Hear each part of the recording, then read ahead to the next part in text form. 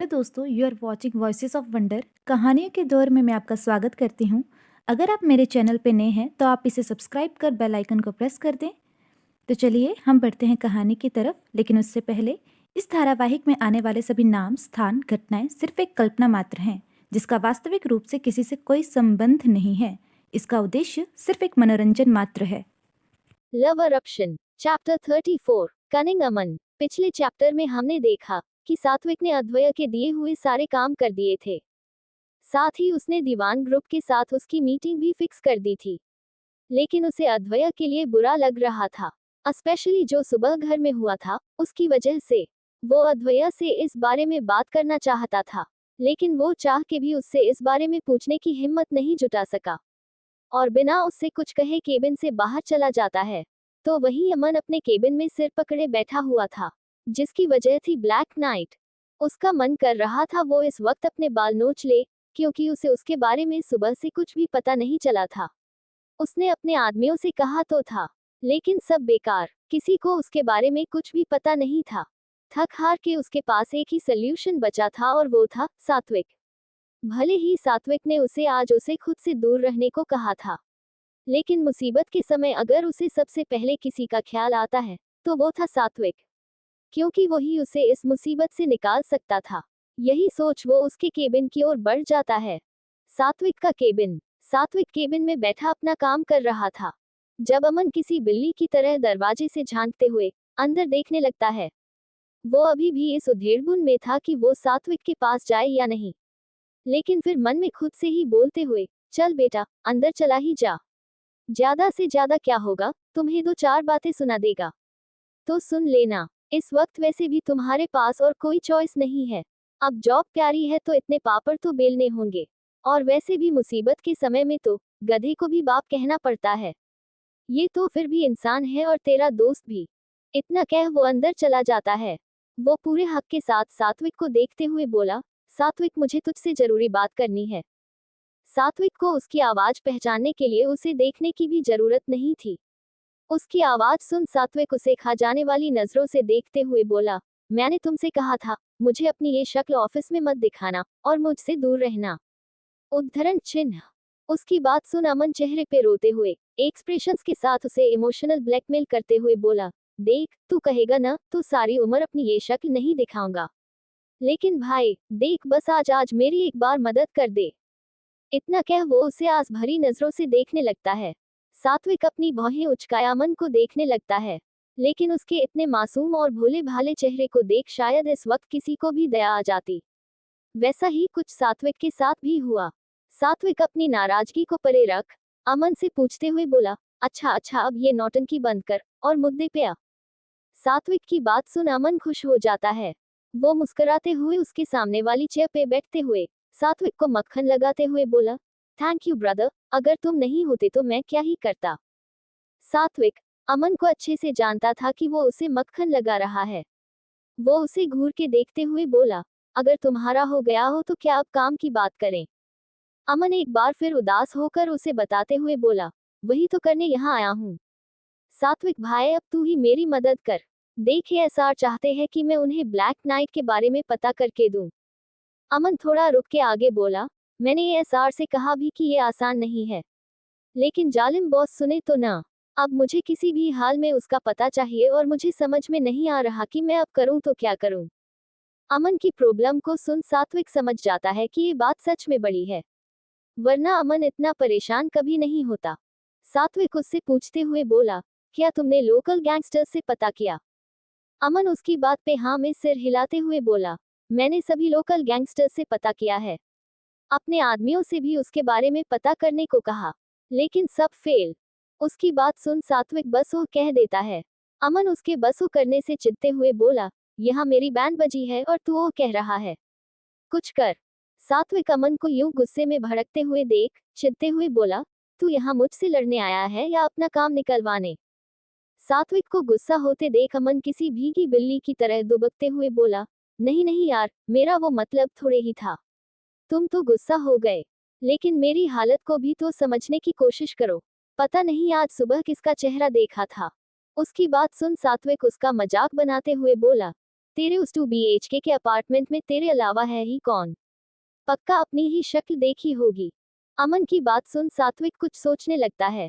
तो वही अमन अपना दिमाग खर्च करने के बजाय वहां रखे हुए पेपरवेट के साथ खेलने लगता है, क्योंकि उसने बड़ी ही चालाकी से अपनी जिम्मेदारी किसी और के सिर पे जो रख दी थी। वैसे हर किसी की जिंदगी में ऐसे दोस्त जरूर होते हैं जो अपनी प्रॉब्लम आपके सिर मर के खुद आराम करते हैं। Tag your that friend in comment section और अपना एक किस्सा भी जरूर शेयर करें, ताकि मुझे भी तो पता चले आपके दोस्त कैसे हैं। तो वही अद्वैय जो अपना काम कर रहा था, तभी उसे उसकी दादी का कॉल आता है। दादी का कॉल देख पहले तो वो उस फोन कॉल को इग्नोर करने की सोचता है, इसलिए वो अपना फोन साइलेंट कर टेबल पे रख देता है।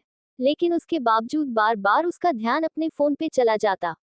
दादी को बैक टू बैक कॉल करते देख अद्वैय कुछ सोच के कॉल उठा लेता है। वो उनसे डायरेक्ट पूछते हुए, अब क्या हुआ दादी? अनुराधा जी सामने से, अद्वैय मुझे तुमसे जरूरी बात करनी है। अद्वैय फाइल को देखते हुए, हाँ दादी मैं सुन रहा हूँ। अद्वैय को इतना शांत देख अनुराधा जी फोन के दूसरी तरफ से हैरान हो जाती है। वो उससे पूछते हुए बोली, क्या तुम ठीक हो? अद्वैय अपनी फाइल को बंद कर एक गहरी सांस लेते हुए, मुझे क्या होगा? अनुराधा जी बोली, वो तुम्हारे दादाजी ने जो सुबह। अपनी दादी की बात सुन अद्वैय के एक्सप्रेशंस बदल जाते हैं। वो अपनी दादी से थोड़े रूखे अंदाज में बोला, अगर आप उस बारे में बात करना चाहती हैं तो मुझे इस बारे में कोई बात नहीं करनी। और हाँ, कह दीजिएगा मिस्टर पुरुषोत्तम सिंह राजपूत से, इस बार वो जैसा चाहते हैं वैसा नहीं होगा। इतना कह वो कॉल कट कर देता है और अपना सिर चेयर से पीछे टिका के अपने हाथ से माथे को सहलाते हुए सुबह जो कुछ हुआ उसके बारे में सोचने लगता है। एक्चुअली में वो घर में जो कुछ भी हुआ उसे याद नहीं करना चाहता था, लेकिन दादी ने एक बार फिर वही बात याद दिला के अद्वैय को बेचैन कर दिया था। तो वही काफी देर के बाद सात्विक को कुछ सोच के मुस्कुरा देता है। वो खुश होते हुए बोला, मिल गया। अमन उसे इतना खुश होते देख पूछते हुए बोला, क्या मिल गया? सात्विक अमन को देखते हुए, रास्ता मिल गया जिससे शायद हम ब्लैक नाइट तक पहुंच सकते हैं। अमन उसकी बात सुन खुश हो जाता है। क्या सच में? कौन सा रास्ता? वो एक्साइटेड होकर पूछते हुए बोला। सात्विक उसे कुछ बताता है, जिसे सुन अमन हैरान परेशान हो जाता है। क्या होगा आगे और ऐसा क्या कहा सात्विक ने जिसे सुन अमन हो गया है परेशान? क्या अद्वैय पहुंच पाएगा ब्लैक नाइट तक? जानने के लिए बने रहिए लव अरप्शन के साथ। Chapter 35 piggy back ride. पिछले चैप्टर में हमने देखा कि अमन अपनी प्रॉब्लम को लेकर सात्विक के पास पहुंच जाता है, जहां वो उससे रिक्वेस्ट करते हुए कहता है कि वो चाहे तो कभी उसे अपना चेहरा नहीं दिखाएगा, लेकिन बस आज वो उसकी मदद कर दे। उसे यूं रिक्वेस्ट करते देख सात्विक उसकी मदद करने के लिए तैयार हो जाता है और अमन खुद आराम से चेयर पे बैठ के पेपर वेट घुमाने लगता है। तभी सात्विक को कुछ याद आता है और वो खुश होते हुए कहता, मिल गया। अमन जब उससे पूछता है कि क्या मिल गया तो सात्विक अमन से कहता है कि उसे ब्लैक नाइट तक पहुंचने का रास्ता मिल गया। उसकी बात सुन अब तो अमन भी खुश हो जाता है और वो सात्विक से एक्साइटेड होकर पूछने लगता है। तभी सात्विक अपनी चेयर पे बैठते हुए बोला, अमन तुम्हें याद है जब हम दीवान ग्रुप के साथ मीटिंग के लिए जा रहे थे तो क्या हुआ था? इतना कह वो उसे कुछ सवालिया और कुछ चमकती निगाहों के साथ देखने लगता है। उसकी बात को न समझते हुए डम्बो अमन उससे पूछते हुए बोला, क्या हुआ था? ये देख सात्विक की तो सारी एक्साइटमेंट ही खत्म हो जाती है और वो थोड़ा झल्लाते हुए बोला, क्या तुझे नहीं पता क्या हुआ था?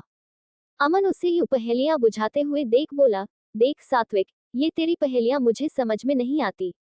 अब तू जल्दी से बताने का कष्ट करेगा।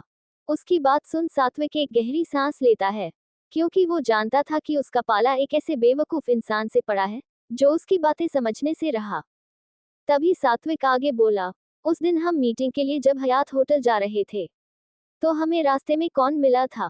उसकी बात सुन अमन को याद आता है कि वो रास्ते में कुछ गैंगस्टर से टकरा गए थे और उनके साथ जिया भी थी। ये याद करते हुए अमन बड़ी बड़ी आंखों से उसे देखते हुए बोला, जिया? सात्विक मुस्कुराते हुए, करेक्ट। लेकिन जिया का नाम सुनते ही अमन को तो जैसे करंट लग जाता है। वो सात्विक से बोला, यहाँ मुझे ब्लैक नाइट का पता लगाना है और तुम्हें जिया की पड़ी है। उसका तो तुम मेरे सामने नाम भी मत लेना, उसी की वजह से सब हो रहा है। अमन को ऐसे बात करते देख सात्विक उसे समझाने की कोशिश करते हुए बोला, लेकिन मेरी बात तो सुन। अमन उसे हाथ दिखाते हुए बोला, अगर तुम्हें जिया के बारे में बात करनी है तो मुझे तुमसे कोई बात नहीं करनी, समझे? ये देख सात्विक फ्रस्ट्रेट होते हुए बोला, तो एक काम कर, वो रहा मेरे केबिन से बाहर जाने का रास्ता, तुम यहाँ से जा सकते हो। सात्विक की बात सुन अमन की आंखें बड़ी हो जाती है। वो हैरानी के साथ सात्विक को देखने लगता है। उसने उम्मीद नहीं की थी कि वो उसे बाहर जाने का रास्ता दिखा देगा। अब अमन अपना बेस्ट हथियार इस्तेमाल करते हुए बोला। वो सात्विक को इमोशनल ब्लैकमेल करते हुए कहता है, क्या अब तू मेरी मदद भी नहीं करेगा? कैसा दोस्त है यार, जो मुसीबत के वक्त हाथ छोड़ रहा है। तू क्या चाहता है, मैं जॉबलेस हो जाऊं? यहाँ से निकल जाने के बाद तो कोई मुझे नौकरी पर भी नहीं रखेगा। इतना मतलबी तो मत बन यार। ये जानते हुए भी कि वो ड्रामा कर रहा है, सात्विक अमन से बोला, मैं जानता हूँ, ये सारी की सारी तुम्हारी नौटंकी है, इसलिए अब ये ड्रामा करना बंद कर और मेरी बात ध्यान से सुन। इतना कह वो उसे सारा प्लान बताता है। सात्विक की बात सुन अमन बोला, तो तू चाहता है मैं जिया से बात करूं? तू सीधा क्यों नहीं कहता कि मैं अपने पाँव पे आप कुल्हाड़ी मार लूं? देख मुझे शहीद होने का कोई शौक नहीं है, वैसे भी मैं इतनी जल्दी नहीं मरना चाहता।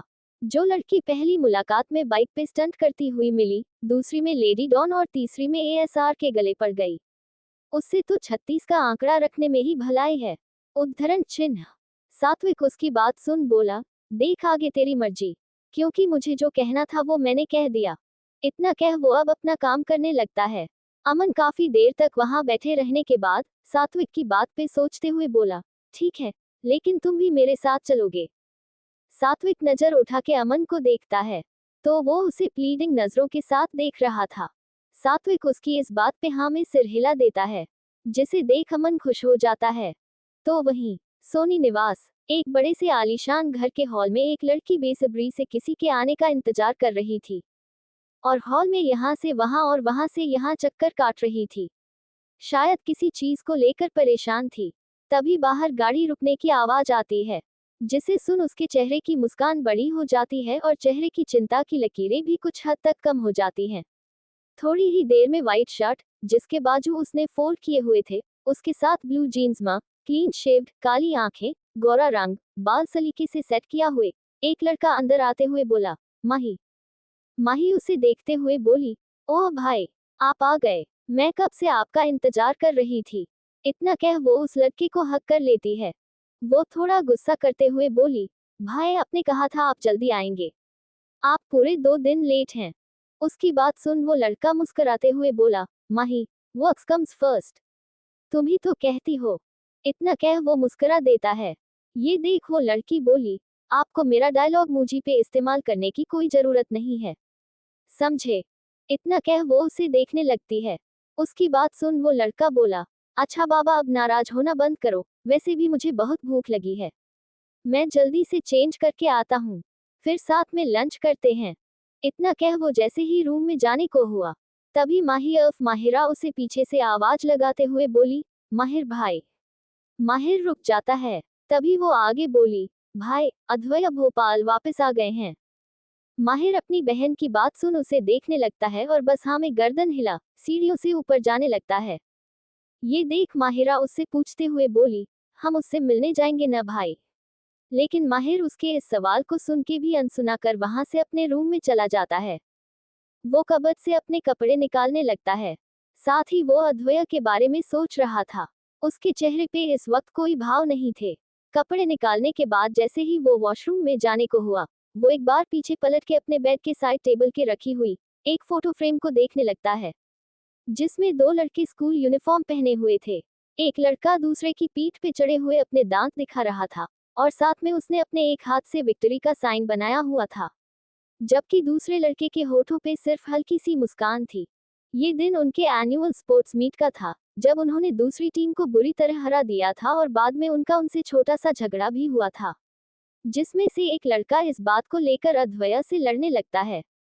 लेकिन तभी वहां माहिर भी आ जाता है और उनके बीच लड़ाई शुरू हो जाती है, जिसमें माहिर को धक्का लगने की वजह से उसे पांव पे चोट आ जाती है और वो जानबूझ के ड्रामा क्रिएट करने लगता है ताकि वो दूसरे स्टूडेंट्स वहां से डर के भाग जाएं। और हुआ भी वैसे ही। चोट ज्यादा नहीं थी, लेकिन उसे कराहते देख अद्वैय अपने हाथ बांधते हुए बोला, अब बस भी कर। उसकी बात सुन माहिर बोला, कैसा दोस्त है यार तू, मैं यहाँ तेरी मदद करने के लिए घायल तक हो गया और तुम्हें मजाक लग रहा है। उसकी नौटंकी को देख अद्वैय उसे पिगी बैक राइड देते हुए ग्राउंड में आ जाता है। माहिर पिगी बैक राइड का मजा लेते हुए बोला, जिंदगी में एक दोस्त तो ऐसा होना ही चाहिए जो तुम्हारा बोझ उठा सके। उसकी बात सुन अद्वैय बोला, तुम्हारा बोझ या तुम्हें? उसकी बात सुन माहिर हंसते हुए बोला, तुम वो भी कह सकते हो। इतना कह वो हंस देता है। जैसे ही वो ग्राउंड में पहुंचे, एक लड़की चीयरलीडर की ड्रेस पहने, बालों का हाई पोनी बनाए उन दोनों को मुस्कुराने को कह चीज करने को कहती है और उन दोनों की एक फोटो निकाल लेती है। ये याद करते ही माहिर के चेहरे पे फीकी सी मुस्कान आ जाती है और साथ ही आंखें भी नम हो जाती है। वो अपने कपड़ों को लेकर बाथरूम की ओर बढ़ जाता है। थोड़ी देर बाद जब वो चेंज करके नीचे आया, तो माहिरा हॉल में बैठी उसका इंतजार कर रही थी। माहिरा अपने भाई को देख मुस्कुराते हुए बोली, चलिए भाई लंच कर लीजिए। इतना कह वो दोनों डाइनिंग टेबल की ओर बढ़ जाते हैं। तो वही अमन सात्विक से बोला, ठीक है, तुम कहते हो तो हम जिया से मिल लेंगे, लेकिन क्या वो हमसे मिलने के लिए तैयार होगी? अमन की बात सुन सात्विक बोला, उसकी चिंता तुम मत करो, मैं वो सब देख लूंगा। इतना कह वो नक्श को कॉल करता है और उसे जिया के साथ एक कैफे पे आने को कहता है। कैफे का एड्रेस उसने सेंड कर दिया था। उसके ऐसा करते हुए अमन बोला, आयो श्योर, इससे काम बन जाएगा। क्या होगा आगे? क्यों माहिर अद्वैय का नाम सुनते ही थम सा जाता है। आखिर किसकी नजर लगी है दोनों की दोस्ती को? क्या माहिर मिलेगा अद्वैय से? जानने के लिए बने रहिए लव इरप्शन के साथ। चैप्टर 36, केज कैफे पिंजरा इश्क का। पिछले चैप्टर में हमने देखा कि माहिर जब अपने घर पहुंचा, तो उसकी बहन उसका बेसब्री से इंतजार कर रही थी। माहिर के आते ही माहिरा खुश हो जाती है और अपने भाई के गले लग जाती है। माहिर उससे थोड़ी देर बात करने के बाद जैसे ही चेंज करने के लिए जाने को हुआ, तो माहिरा उसे अद्वैय के भोपाल वापस आने के बारे में बताती है। लेकिन माहिर उसकी बात को सुन के भी अनसुना कर अपने रूम में चला जाता है, जहां अपनी और अद्वैय की पुरानी फोटो फ्रेम को देख उसकी यादें ताज़ा हो जाती हैं। वो सब याद करते ही उसके चेहरे पे दर्द भरी मुस्कान घर कर जाती है। जिसके बाद वो चेंज करके नीचे आ जाता है और दोनों बहन भाई साथ में बैठ के लंच करने लगते हैं। माहिर चुपचाप बैठ के खाना खा रहा था, लेकिन माहिरा को ये चुप्पी बिल्कुल भी पसंद नहीं थी। इसलिए वो उस खामोशी को तोड़ते हुए बोली, वैसे माँ और पापा कैसे हैं? माहिर खाना खाते हुए, ठीक है, तो उन्हें मिस कर रहे थे और खासकर दादी। अपने भाई की बात सुन माहिरा बोली, तो आप उन्हें यहाँ क्यों नहीं ले आए? उसकी बात सुन माहिर मुस्कुराते हुए बोला, ये शुभ काम आप खुद क्यों नहीं करती? माहिरा अपने भाई की बात पे शिकायती लहजे में बोली, क्या भाई, आप तो जानते हो दादी को अपने पिन से कितना प्यार है। जैसे वो उसे छोड़ के आ जाएंगी तो वहां अकाल पड़ जाएगा। तो तुम ये काम मुझे करने के लिए कैसे कह सकती हो? क्या मुझे दादी के छित्तर खाने हैं? माहिर अपनी बहन को देख हंसते हुए बोला। उसकी बात सुन माहिरा भी खुद को हंसने से नहीं रोक पाती। माहिर को खुश देख वो फिर से अपने भाई से वही सवाल पूछती है जो उसने अभी थोड़ी देर पहले पूछा था। वो बोली, वैसे भाई क्या आप अद्वैय से मिलने नहीं जाएंगे? माहिर एक बार फिर अद्वैय का नाम सुन थम सा जाता है। वो अपने हाथ में लिए निवाले को प्लेट में रख देता है। माहिरा अपने भाई को यूं खामोश होते हुए देख आगे बोली, आप हर बार उसका नाम सुनते ही खामोश क्यों हो जाते हैं? वो आपके बेस्ट फ्रेंड है भाई। 3 साल के बाद आए हैं, तो क्या आप फिर भी उनसे मिलने नहीं जाएंगे? अपनी बहन की बातों से तंग आकर माहिर अपने गुस्से को काबू कर अपनी जगह से उठते हुए बोला, मेरा हो गया। इतना कह वो जैसे ही जाने को हुआ, माहिरा नम आंखों के साथ बोली, ऐसा भी क्या हुआ है भाई जो आप दोनों अब एक दूसरे को देखना तक पसंद नहीं करते? आप दोनों तो एक दूसरे के बेस्ट फ्रेंड हुआ करते थे। एक दूसरे के बिना आप लोग कोई काम नहीं करते थे। मुझे याद है जब मैं अब्रॉड में थी, आप फोन पे कितनी ही देर तक मुझे अपनी दोस्ती के किस्से सुनाया करते थे। लेकिन फिर अब ऐसा भी क्या बदल गया भाई? माहिर अपनी बहन के सवालों से परेशान होकर जोर से चिल्लाते हुए बोला, स्टॉप इट माहिरा। सब खत्म हो चुका है और अगर तुमने एक बार फिर उसका नाम लिया तो मुझसे कभी बात मत करना। इतना कह वो जैसे ही जाने को हुआ, तभी माहिरा बोली, वैसे क्या आप जानते हैं वो एक लड़की को डेट कर रहे हैं? कवर पेज पे दोनों की फोटो छपी थी। उसकी बात सुन माहिर अपनी आंखें बंद करते हुए कुछ याद करता है और अपने हाथ की मुठ्ठियां भींचते हुए कहता है, वो क्या करता है और क्या नहीं, इससे अब मेरा कोई लेना देना नहीं है। और तुम भी उसके नाम की माला जपना बंद करो। इतना कह माहिर घर से बाहर निकल जाता है। ये देख माहिरा आंखों में आंसू लिए उसे जाते हुए देख बोली, ऐसा भी क्या हुआ है भाई, जो आप दोनों की दोस्ती नफरत में बदल गई। जो कभी एक दूसरे के बिना रहते नहीं थे, आज वो एक दूसरे की शक्ल भी देखना नहीं चाहते। इस बात का पता तो मैं लगा के रहूंगी, और रही बात अद्वैय की तो मैं उसे भी मैं अपना बना के रहूंगी। मैं भी देखती हूँ कैसे वो लड़की मेरे अद्वैय के पास आती है। इतना कह वो भी बिना खाना खाए पांव पटकते हुए अपने रूम में चली जाती है।